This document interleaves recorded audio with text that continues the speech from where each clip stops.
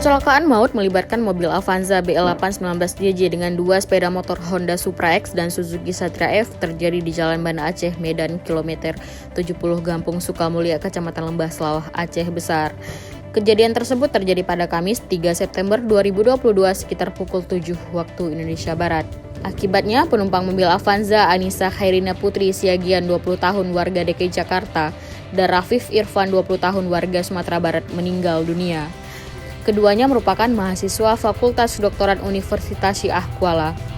Selain dua orang itu, seorang pelajar yang mengendarai Supra X atas nama Indra, warga Sari Aceh, Kecamatan Lembah Selawah, Aceh Besar juga meregang nyawa akibat kecelakaan tersebut.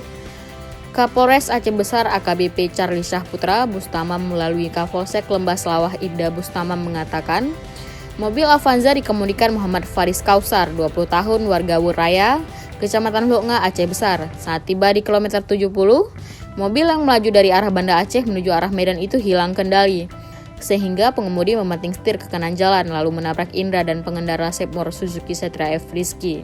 Kapolsek menjelaskan korban meninggal atas nama Indra dan Rizky tidak menggunakan helm.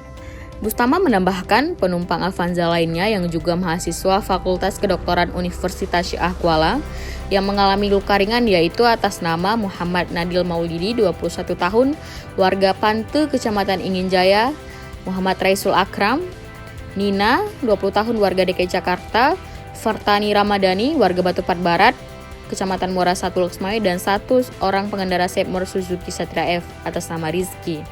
Kata Bustamam, rombongan mahasiswa tersebut ingin ke Sigli untuk mengantar bantuan sosial. Dijelaskan juga semua korban dibawa ke puskesmas dulu, tapi tidak bisa diselamatkan hingga meninggal dunia. Sedangkan korban yang mengalami luka ringan mereka dilarikan ke Rumah Sakit Umum Zainal Abidin.